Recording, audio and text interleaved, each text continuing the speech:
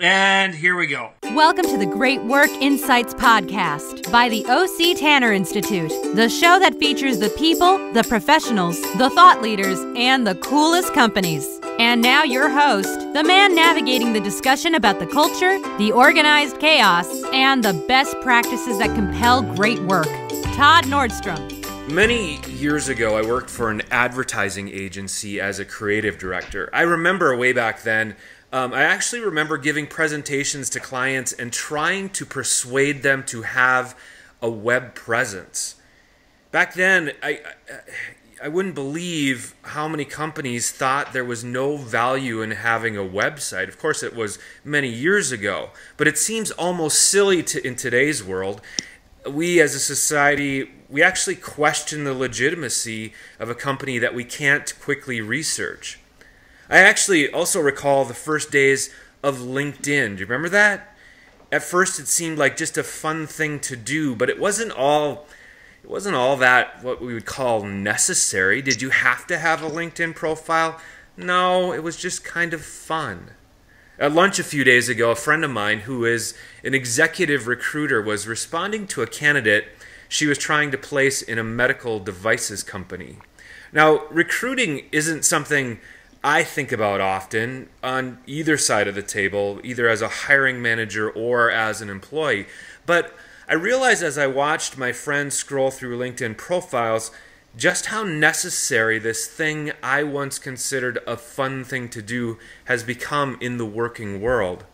I asked my friend how often she talks to people who are actively seeking new employees versus people who are employment versus people who are happily employed and doing great things. And her response, it shocked me when she said, "I'm looking for the best fit for the role, and the best people, of course there are exceptions, aren't typically looking for a job. The best people are usually employed." This conversation made me think, are we all unknowingly passing up opportunities because we're not focusing on the strength of our LinkedIn profiles, the impact we could have and not even know it? My guest today will surely make you want to dig into your profile tonight. Dennis Koutoudis, did I get that right, Dennis?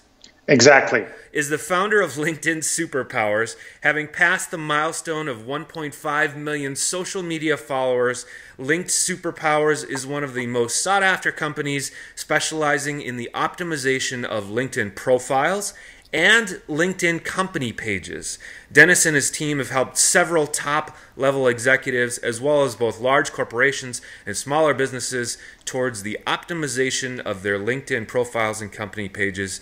He has been cited on the in Huffington Post, Entrepreneur.com, CNN iReport, Examiner, and the list could ramble on, with numerous other international publications. Recently, in fact, Dennis has been ranked #1 out of the top 100 social media experts to follow on Twitter. Dennis, thank you so much for joining us today. Thank you for having me, Todd. First of all, #1, that's a big deal. Congrats on that. That's extremely impressive. I want to talk to you today about a few things all of us should know about how to make our own LinkedIn profiles more impactful. But before we do, let's talk for a second about social media in general. Many of the listeners today might be thinking that the goal of all social media is to build fans, likes, friends, etc., and just communicate. Can you share the value of social media as you see it when you work with people and companies? Certainly, Todd. As you mentioned, a lot of people think that the goal of social media is to build fans, likes, and friends. Mm-hmm. I agree. This is partly true, but it is a lot more than that. The value of social media is immense. And having worked in this field with individuals as well as corporations from around the world, I would like to lay out a few pointers. Okay. Firstly, recruiting has changed. Recruiters nowadays are utilizing various social media techniques to handpick their ideal job candidates. They are scanning the profiles and updates of these potential job candidates in all social media networks and are able to learn a lot more about them, not only as professionals, but as individuals as well.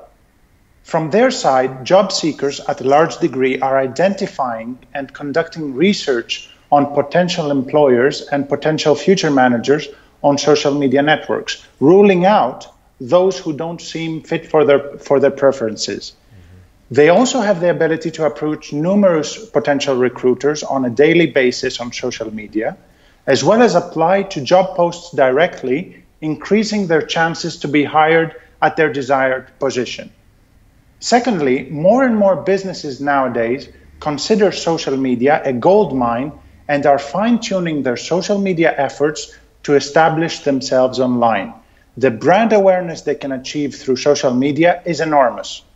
They have the potential to attract more and more followers that they normally could not reach through traditional media. And with mobile devices coming in strongly into our lives, businesses can now reach a huge audience. Social media allows businesses to establish contacts with potential customers easier, becoming one of the most efficient marketing tools available in present days for businesses. Thirdly, through social media, customer relationships have evolved. Brands can now stay connected, communicate, build stronger relationships, engage with, and better understand their followers and their preferences, and amend their social media strategies accordingly. Generally speaking, we have reached a point, Todd, where we research people and companies based on their social media profiles and social media updates. We make snap judgments about what kind of business or person they are. Also, the human urge to see what others are really doing and how we've all done is an undisputable reality, and this takes place at a large degree on social media. I know it is a bit of a dramatic statement to make, but today, if you don't exist on social media, we could say that in some instances, it is as if you don't exist at all. This is our reality. Social media is the new social proof. You know, you said something in there that really kind of struck a nerve with me, and I want to talk about just mindset for a second. You have companies on one side that are realizing the marketing and reach value of creating so let's say it's a LinkedIn page, right? Exactly. And then you have the individuals, most of us, who, obviously if somebody's out actively searching for a job, they're realizing that they need to dress up all of their social media. But it's the same with Facebook or Twitter or what have you. I think from a company side, the companies are managing their profiles as well as they can. And then, if they realize they're not doing their job, they hire guys like you, right? But exactly. I think from the personal side, do you think most people understand the impact that their Facebook page or their Twitter page LinkedIn is kind of different because it's in that corporate space, but like you said, recruiters are going to look at all social media because they want to understand the individual. Am I correct in that? Exactly, yes. Yes, you are. Yeah. Go ahead. The individuals are beginning to understand the importance of having a unique social media profile, both on Facebook, Twitter, and of course LinkedIn. But still, this is why people like us exist, let's say the thought leaders, in order to educate more and more individuals on what it is that they need to do. Speaking of what they need to do, I think for a long time we've heard a lot of chatter, especially for younger people before they get into the workforce and stuff like that, as to things we should not post on Facebook or Twitter or whatever, because someday employers are going to be looking at it. But we rarely hear any advice to the positive side. What should we be posting on all of our social sites? That's a very good question, Todd, and I'll try to answer it rapidly and directly. Okay. It's not great social etiquette to create a page that is bragging. Talking about yourself all the time can and does become annoying. Moreover, if you're in the working world, whether it's a more personal site like Facebook or Instagram, it's important to run a self-analysis on everything you post and ask yourself this question: what would future employers think of this? What would future customers think of this? Or if you're single, for example, what would future love interests think of this? Nowadays, Todd, we live and die by our reputation online. Yeah. That's why we need to focus on having social media profiles that showcase us in the best possible light, bring out what's unique in us, and get us closer to achieving our professional goals. We also need to focus on delivering quality content through our social media networks. Content that will educate, content that our social media followers will be interested in and will want to engage with. Content that will elevate our thought leadership in our field. This is essential for our social media success. That's interesting. It's just interesting to think about that the footprint we create today is going to be there for all time, somewhere out on the internet. Let's talk specifically about LinkedIn for a second. LinkedIn is the largest professionally focused social media site. It's also a job board and the number one place recruiters search for candidates. For the people listening who never plan on leaving their current job, let's say they're extremely happy, how important is it to have your LinkedIn profile up to date? Okay, let me just mention something from my personal experience. Okay. We as a company have had several individuals in management positions who have been laid off telling us that they wish they have had a professional LinkedIn profile makeover long time before they had lost their jobs, and feel that if they had done so, they would now be closer to identifying their next employment opportunity, or even be placed in their new job already. In the uncertain and turbulent times we're going through, Todd, we need to be proactive. We need to plan ahead and be ready for unexpected developments, such as the loss of our jobs. This is a fact, and this is imminent. And if we don't do so, we could be missing major opportunities, and in some cases, experience difficult circumstances. That's interesting too, and it's interesting to think about how a LinkedIn profile could help you, even if you stay at your job forever, just by, reaching out and connecting with similar like-minded people or learning from others that may inspire you in your own work. That's good stuff. I'm going to be honest for a second. I'm one of those people who doesn't spend a lot of time even thinking about my profile on LinkedIn, and honestly can't tell you if it's truly up to date or if I'm doing anything wrong. For those of us who need to spend some more time on LinkedIn, what are some of the most common mistakes you see with people in their profiles?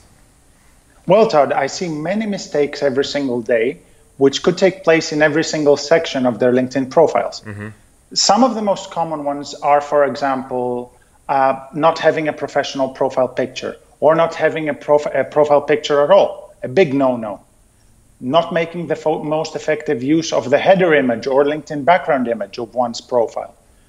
Not making the most powerful use of their headline real estate, oriented to the professional goals they wish to achieve. But let's say not having paid enough attention to complete their LinkedIn summaries the way they should. Talking to their ideal prospects and what they can do for them, as well as showcasing themselves in the best possible light. Not having optimized LinkedIn profiles with search terms and keywords strategically placed throughout their profiles. Having poorly written LinkedIn profiles and profiles that have spelling and grammar errors. Not having created a unique LinkedIn profile URL address. And finally, not having any recommendations in their LinkedIn profile. Trying to stand out in the largest network of professionals in the world today, Todd, is really tough. Mm-hmm. With currently over 430 million LinkedIn users and 2 new users per second, that is almost 173,000 new LinkedIn users per day, being handpicked in your professional field can become very challenging. In today's business world, you have only a few seconds to stand out. This is why a stellar LinkedIn presence is a must. That actually leads to my next question, because it's interesting when you say about people that they may not have a photo of themselves, or they may be missing some piece of something, and you're talking about the credibility of just being real and being human. I get LinkedIn requests all the time, and if I don't see a picture, I won't link to that person because I think for some reason they're trying to hide something. Exactly. A lot of people I know are concerned about linking to someone they don't know. What's your advice about who you should or should not link to? Another great question, which I'll try to answer as directly and rapidly as possible.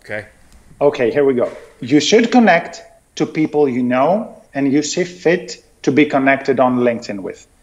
You should connect to people you want to know either via an introduction through an existing connection or via a personalized invitation to connect, explaining why you wish to connect with this particular individual. What you should not do is blindly send out connection requests in order to increase your network, risking having your LinkedIn account suspended. Wow.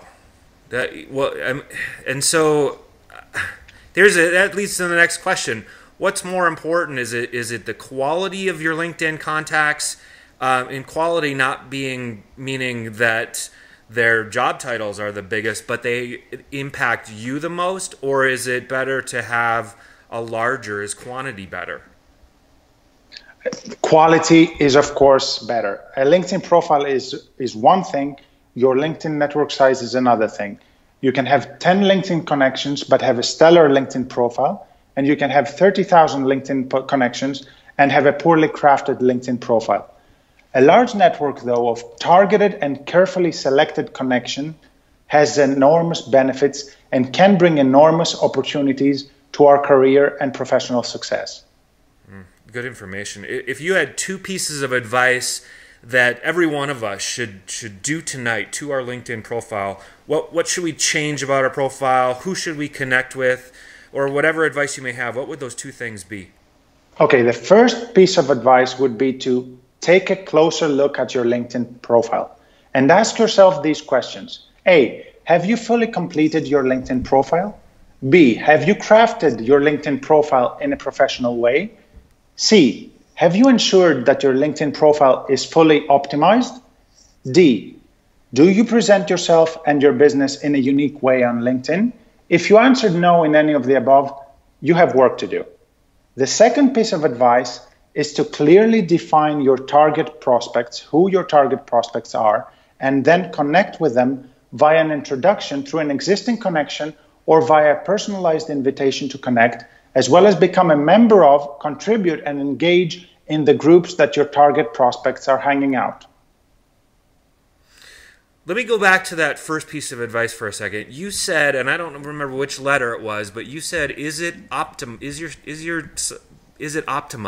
What does that mean? Exactly. What does optimization mean? I'm referring to LinkedIn search engine optimization, strategically placing keywords and phrases in certain parts of certain sections of your LinkedIn profiles in order to rank better in the LinkedIn search results. So, for example, if you're in a specific profession, you want to be clear about your job title, for example, or a job title that you might be interested in. Is that what you're saying? What we want is the key phrase that your ideal prospects is going to use. Mm-hmm. We need to focus on that. For example, one would search for myself as LinkedIn expert. Mm-hmm. I need to place the keyword LinkedIn expert in strategic parts.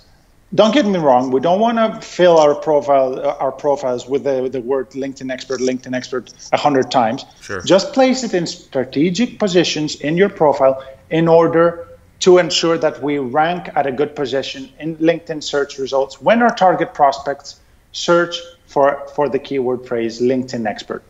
That's interesting. So for a guy like me who's director of content, I should not put as my title storyteller or something vague. You should put exactly what your ideal prospects would put. And this requires a lot of research. Yeah. Good stuff, Dennis. This was awesome. Hey, if someone is listening and they need some more help from you about optimization or what they should or should not do, or if companies are listening to this going, yeah, we really need to get on board with this, because there's a lot of people that are also searching companies, and they're not companies may not be thinking about how are we attracting people to our organization. What's the best place to find you? They can certainly visit our website at www.linkedsuperpower.com and send us a message via the relevant contact form there. They could send us an email directly at info@linkedsuperpowers.com or connect with me directly on LinkedIn, uk.linkedin.com/in/LinkedIn experts. Also, since you're the #1 guy on Twitter right now to follow, what's your Twitter handle? Okay, it's www.twitter.com/Dennis Koutoudis. Thanks again, Dennis. It was awesome having you. It was a true pleasure, Todd. Feeling inspired, motivated, encouraged? We want to hear from you. Rate, review, and subscribe to our podcast on iTunes. And be sure to visit octanner.com for more podcasts and how you can inject great work and employee recognition into your organization. Now go out and make a difference within your organization.